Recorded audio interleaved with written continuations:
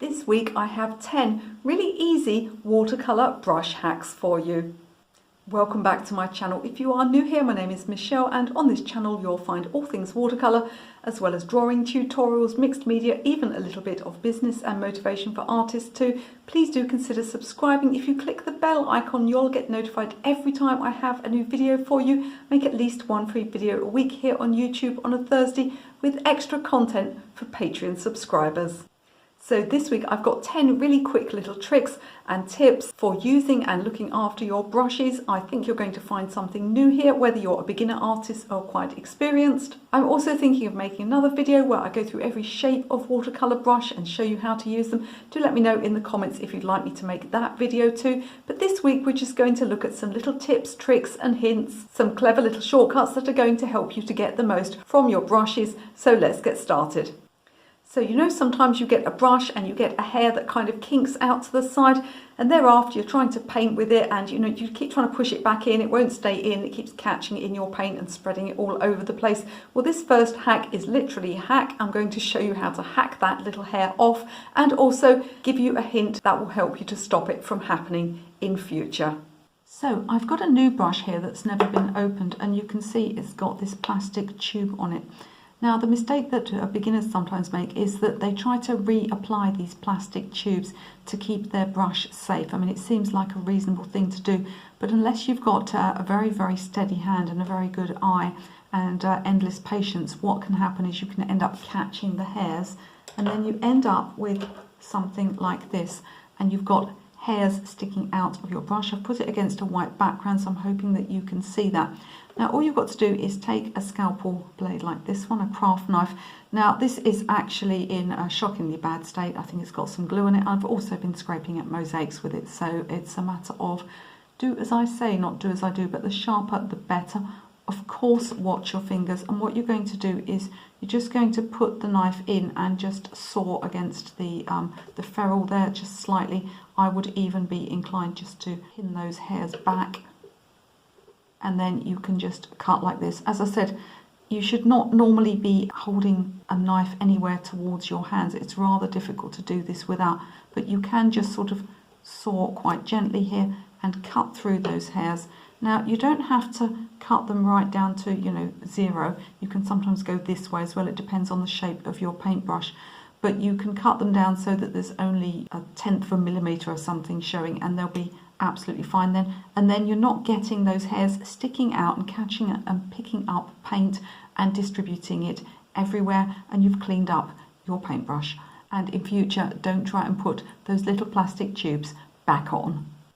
Now, did you know that you can buy very expensive brushes for painting things like tree foliage? They've got a special sort of raggedy end, but I made my own. I'm going to show you how to do this too. We're going to start with a very cheap fan brush, and I'm going to show you how to cut it in order to get a fantastic little brush that you can use for all sorts of things, but most useful for trees and foliage. So let me show you this great brush that I made. Obviously I didn't make the whole brush, but I made it the shape that it is. So this is a fan brush, and what I'm going to use it for is painting foliage. So we're going to paint some tree foliage so we can get some light marks like this, and we can see the brush has got sort of a curved edge, and we can get darker marks in as well, and we can start building up those colours and textures and getting this really, really beautiful tree foliage.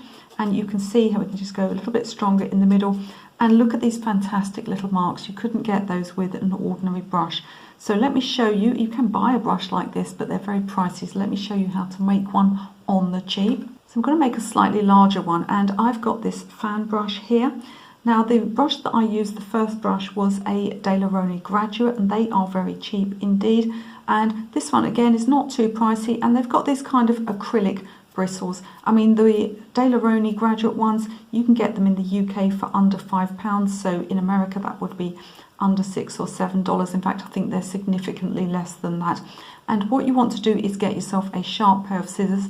I usually use my hairdressing scissors. I trained years ago to be a hairdresser. I've got hairdressing scissors, professional ones, but any sharp pointed scissors. So I'm thinking embroidery scissors, sewing scissors. You don't want to use great big clunky paper scissors, especially if they've been cutting a lot of paper. They won't be very sharp. So some nice fine pointed scissors, and what you're going to do is cut into the ends here. Now you may have seen your own hairdresser do this on your fringe or someone else's fringe. That's bangs if you're American, sounds very strange to us. And what you can do is you're going to cut this way. So instead of cutting across, you're going to cut inwards. Now if you cut exactly inwards, you'll barely hit any hairs. So what you're going to do is just take little angles like this. So you're going to move the angle of your hand around and just keep trimming. And what you're looking to do, and this is not a very thick brush, so it's not going to take much trimming for me to get this how I want it, but some of them are quite chunky and you'll have to cut in a little bit more. You want to vary the length and the angle of the strokes, and if there's anywhere where you're still seeing quite a hard edge there, you want to just come in a little bit like this, and in this manner you're going to get a nice ragged paintbrush. Get rid of those little bits. I mean, I'd probably take this even further, but I think you can see there how effective this is, and you've made yourself a nice tree brush for not much money at all. Now when you choose a brush, you no doubt look for a beautiful point and a lovely smooth tip, everything nice and flowing, but there are times when you actually need a really old scruffy brush. In this hack we're going to be using an old acrylic brush. Let me show you what it's used for. So I often see people struggling to paint fur, and dry brush is a great technique in watercolours to use. However, with a very soft, floppy watercolour brush that's designed to hold as much liquid as possible, it's not an easy technique. So look at this brush I've got here. It's a disgusting old brush. It's my favourite one. It's so old the handle actually comes off. All the paint is chipping off, and the bristles not only are rough and acrylic, but they've also actually broken off from age, and this is a fantastic brush for doing a dry brush technique. So all I'm going to do is get a little bit of water on it, but not much, and just start scrubbing out my dry paints here. And I'm going to pick up some dark paint, and then I'm going to get rid of the excess. So I've got some tissue paper here. I'm just going to make sure that it's not too wet. You want that brush, as the name suggests, dry. And if you've got tube paints and they're wet, you can sometimes pick up sticky wet paint, and that can be quite helpful as well. But as you've seen here, it can be done with pan paints and with paints that have previously dried. And what we're looking at now is getting those layers of colour. And I would usually actually also use something like a white paint in this as I lay it up and start getting those different colours going on. And you can see how effective this is for a fur texture. What you want to do is to allow it to dry between each layer and then put more on, because if you keep working on it, you're just going to spread it into those little bumps. So you do this as one layer, and then you might use something like a yellow ochre on top, and then you might use a white, and then you might use a brown, and eventually you'll build up a beautiful texture. For fur, you can also combine it with the techniques of watercolor pencils. You can also combine it with those sort of sgraffito techniques where you scratch the paper too. But this is what you need: a dry brush, and you need the worst brush in the world to do it with. You need an old, scruffy, cheap acrylics brush. Don't try and do dry brush technique with your best watercolor brush. At this point, if you're enjoying this video, can I ask you as always please to click that thumbs up, that like button. YouTube rewards videos with audience interaction, so if you like, share, subscribe, or leave me a nice comment, not a nasty comment, a nice comment, then YouTube will push this video out to more people. You'll help my channel to grow, which means I can make more videos for you. Next up, I'm going to suggest to you that in your box you keep a brush that you never put paint on. Why would you have such a thing? Let me explain. So let's look at some flat brushes here. So this is a fairly refined flat brush, and this is one that I would use for actually applying paint to the paper. However, you need a large brush, or even several large brushes that are a bit wider and a bit scruffier, and that you never, this is the important bit, that you never put in your paint. So this brush here may look like just one of my other painting brushes, but you'll notice that the bristles aren't stained at all, and that's because this paintbrush has never been in paint. That doesn't mean I haven't occasionally, you know, you brush against things, you might pick up a little bit of paint from your painting, but I have never dipped this brush in paint, and that's very important. So you want to be having at least one large flat brush, And you can use DIY, you can use decorating wall brushes for this. All you have to watch with those is that they don't drop too many hairs, because some of those cheaper ones do sort of drop brush hairs. I can't even remember where I got this brush from. I fear it may be animal hair because I've had it many years. But as I said, there's never any reason to throw a brush away. It's just environmental damage, whatever it's made of. And this brush, as I said, ever since I've owned it, well over 10 to 15 years, I would say this brush has never been in paint.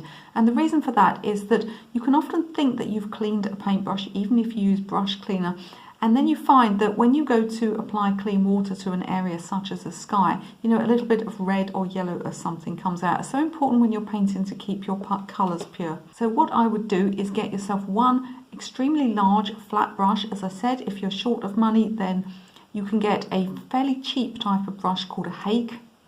You can also get a decorator's brush. Just check that it's not, as I said, dropping bristles everywhere, and give it a rinse before you use it in case there's anything on it. And then you can keep that brush completely free of paint, so you've always got one brush that you can apply water to a clean area and not have to worry that you're going to get any nasty surprises when a little bit of colour comes out on your paper. So it's good to rinse your brushes before you finish painting for the day, and even before you put them away, but I do suggest that you clean them. Now, proper brush cleaners can be fairly expensive, but you have something in your house that will do the trick just as easily. Let me show you how to clean your brushes. So I'm dropping this footage in from earlier, and I've actually just finished painting. You see I've still got some paint on my hands, and I've given this brush a rinse in a jar of water, but it's not 100% clean. So I've got this hand soap here. Now, I trained years ago as a hairdresser, and I can tell you that there's very little difference between any of these liquid soaps, whether it's washing up liquid or shampoo. I'm not saying you should wash your hair in washing up liquid, because the chemicals are harsher and not formulated with as much care, but it's pretty much all the same stuff. And this makes a great cleaner of brushes. I'm not promoting any particular brand, by the way. This is just the one I happen to have in the kitchen. Now, I've got a washing up glove here, and you can see it's got this textured surface in, and that's going to help me with cleaning this brush. You can actually get these sort of textured rubber mats that you put in the bottom of your sink. Now, be aware, of course, that obviously I would normally be doing this on the sink with running water, but it's not so easy to set up the camera there. So all I've done is I've got some of the soap here, and I'm just going to swirl this brush around and give it a good clean. And although I thought it was clean, I can see from the colour of the bubbles that are coming up that there is some residue in this brush. Now I'm going to rinse it, and even in the sink I would use a little jar like this, and I'm just going to give it a quick bash on the bottom. Now, people may tell you not to do this, but as long as you're just doing it briefly, it's fine. What you don't want to be doing is standing your brush in the water for a long time. So just to bash briefly on the bottom. Of course, you are sort of putting some strain on the bristles of the brush, but you have to weigh that up against the damage you'll do if you don't get your paintbrush completely clean. So again, I'm going to give that a good old bash, a good old swirl, and then all I'll do is rinse that off under running water in the sink. When I was teaching real world classes, I used to get really fed up with people standing their brushes in their water jars. I suggest that you never do this. And I actually whipped my students into such a state of paranoia that they would sort of nudge themselves. If I'd been out of the room and I came back in, she's coming back, she's going, look, your water, get your paintbrush. And they would take their paintbrushes out of the water jars, because I used to just literally walk around and lift them out and stuff them on the table. But if you have done this in the past, what you'll have done is you'll have a brush tip that's bent over like this, or you may just have a brush that's a little bit old and the bristles have splayed out. I'm going to show you now how to bring it back, not to as new, shall we say, but to a really good condition. So I'm going to show you now how to restore a brush that's bent out of shape. I'm thinking particularly of those brushes where you have left them standing in water. I know you never do that. I actually haven't got one to demonstrate on, because I am a perfect angel and I don't do that to my own brushes. They do get other types of abuse, I have to say, but I don't stand them in a water jar ever. But if you've got a brush that's bent, or one that's just like this one, it's just seen better days. It's really splayed out and it hasn't got much of a point on it anymore. The first thing you're going to do is, as I showed you previously, is to wash it in some soap, but you're going to use hot water. Now I say hot, I don't say boiling. Some people will tell you in order to get a brush back into shape you should soak it in boiling water. You've got to be careful of that. It may be okay for a natural hairbrush, but I would never put a synthetic hairbrush in boiling water, because we all know what happens if you wash a synthetic jumper. That's a sweater if you're American. What happens, of course, is the fibres basically just melt, so there is a chance of that. So hot, not boiling water, and then you're going to reshape your brush. So I know this one has been washed previously, so I'm just going to dip mine in a little bit of water and squeeze out the excess. What you need next is some gum arabic. This is useful stuff anyway. If you've seen any of my videos on using gum arabic, I think this one's got a childproof cap on, and I'm going to put some of this out in this little pan here. So all gum arabic is a natural glue, so it comes from the acacia tree. It's used in some of the bindings in watercolor paint, and it's also sold separately as a medium. It will slow down the drying time and also make your paint appear glossier. There are reasons you might need to do that. Now, already just using the water and squeezing this brush is starting to keep its shape a bit, but as it dries it'll start to splay out again. So what I'm going to do here is I'm going to put some gum arabic on this and just going to get rid of the excess. And you'll find that if you get a new brush and it's quite stiff, you'll have something like this on it already. So what I'm going to do here is I'm just going to shape this with my fingers. So you're looking at whatever shape, if it's flat, obviously you shape it flat. If it was a pointed brush, you shape it pointed. You do want to trim off any hairs that are sticking out first. And I've actually got a slight fish hook on the end of this one.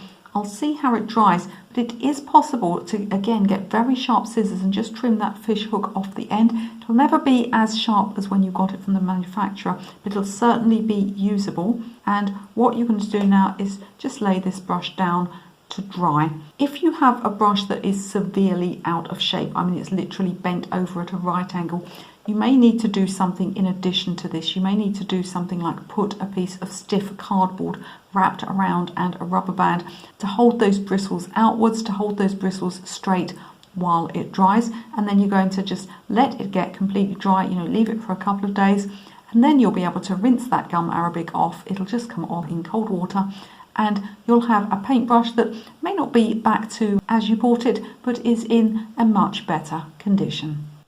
Next up, we're going to talk about the best way to store your brush to dry it. And I have a really clever little hack. It's not elegant, but it's going to take the place of one of those very expensive holders that suspends your brushes in the correct position for drying. So let's talk about how you let your brushes dry, and this is important. Now, a lot of people, what they'll do is after they've cleaned their brush, they'll just leave it upright in a pot to dry. This is a very bad idea. What happens is the residue of any paint and any liquid flows down here.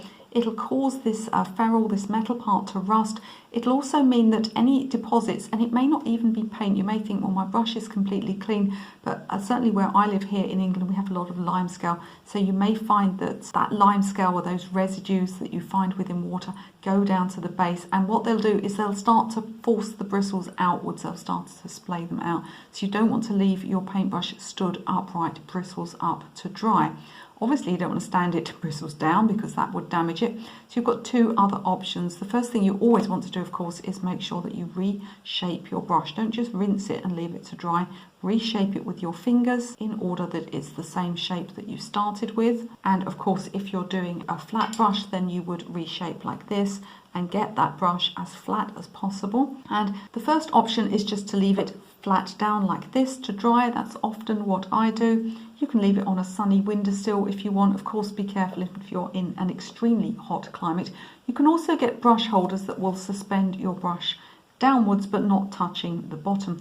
Now, another thing you can do is you can do a quick hack for this. So all you need to do is get an elastic band, and you just want to tie it in a knot first of all. So you're kind of making like a little handle, a little hanging loop. That would be more accurate, wouldn't it? So we're going to make a hanging loop about halfway down like this. And then what you're going to do is you're just going to wrap one side around your brush at the top like this. So just take it round, as many times as you need to. It's not an elegant solution, let's not call it elegant, but it does work. And when it's nice and tight, all you're going to do then is just take this and you're just going to hang this on something. Those locks that you get on windows are great if you've got like a little handle and a lock on your window. Again, be very careful if you're in an incredibly hot climate. A bit of sunshine is nice, but if you've got sort of bone bleaching heat, you want to keep your brush out of that heat.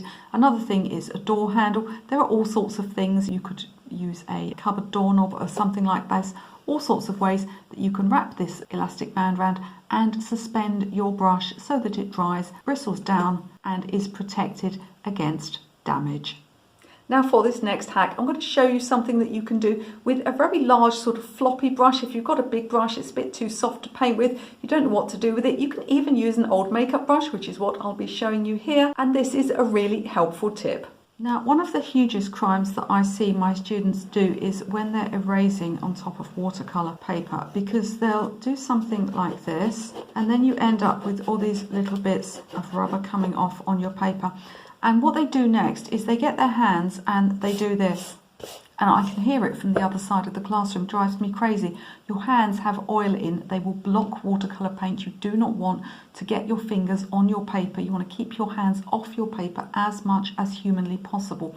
So what I've got now is, I used to get one of these beauty boxes monthly. It was a vegan beauty box and it had some lovely things in it. It also had some items of spectacular uselessness, and this was one of them. I mean, look at this sort of floppy makeup brush. What on earth would you even use it for? Blusher? I don't know. It doesn't seem very good at all. It's pretty enough. Surely it looks like a unicorn. So I discovered that this was a great thing to get rid of my eraser sweepings with. And you can use any brush, any big soft brush that you've got, any old makeup brush, obviously clean it first, any large paintbrush that you just think, well, what on earth is that doing in my box? I don't know where it came from. We've all got brushes like that, haven't we? You don't know where they came from. It's large, it's floppy. What on earth am I going to do with it?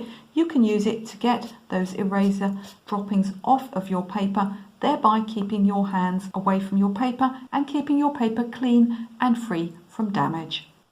If you remember, like me, as far back as the 1980s, you'll remember that there was a huge craze for stenciling on walls. It's never completely gone out of fashion, but it was a little bit too much over the top. Grapevines, anybody, it was everywhere. But actually stenciling and stippling is a really fantastic paint technique, and it's one that's hardly ever used for watercolor painting. And the brushes that you need to do it are incredibly cheap. I've got two options for you here. Let's look at our next hack. Now I've got another old makeup brush here, but equally you could use one of those brushes that you buy from the DIY shop for stenciling your walls with.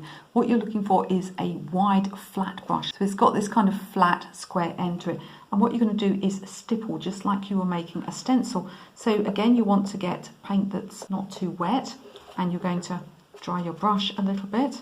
And then we're just going to stipple so you can get an effect like this.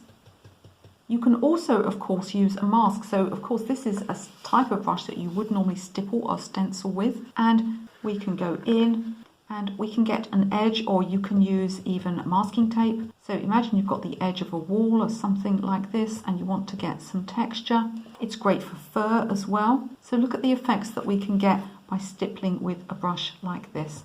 As I said, I do have another one somewhere which I bought for wall stenciling. So these are very cheap brushes, cheap makeup brush, cheap stenciling brush, and look at the beautiful techniques that you can get, either for getting texture on areas or perhaps for making something like fur or feathers.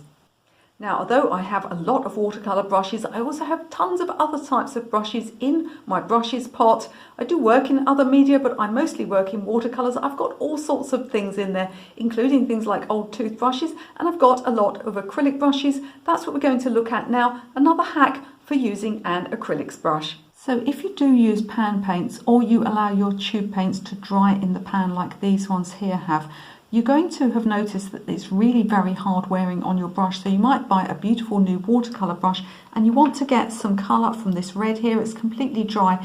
Now, what is a good idea? Is it a good idea to get some water and start scrubbing with my best watercolour brush, trying to pick up that colour? That's not the best idea. So what we're going to do is we're going to use an old acrylic brush, and then we're going to change back to this brush when we paint. So you've all seen these cheap old acrylic brushes. They're sold in every drugstore, every cheap stationer's, and they've got really stiff rough bristles, and they are fantastic for scrubbing at this dried pan colour that you've got and putting it into another area. So whenever you want to mix, you're going to use this old brush, and you'll pick up twice as much paint with a brush like this because the bristles are stiffer. You're avoiding ruining your best brush, and then once you've got the colour that you want, you can simply change back to your best watercolour brush and apply it to your paper without ever having scrubbed at your pans and shortened the life of your best watercolour brush. So do let me know in the comments if any of these little hacks were new to you. If you have any of your own brush hacks that you'd like to share with us, I'm sure we'd all like to read about them. And don't forget, before you leave this video, do pop into the video description. There's all sorts of good things in there, including free downloadable PDFs and even a free mini watercolour painting course. If you happen to find this video because you're brand new to painting and you feel like you don't even know basic brush strokes, I've got a great video that's going to help you now. It's going to show you the most basic brush strokes that you need to start watercolour painting with. You can watch that video right now.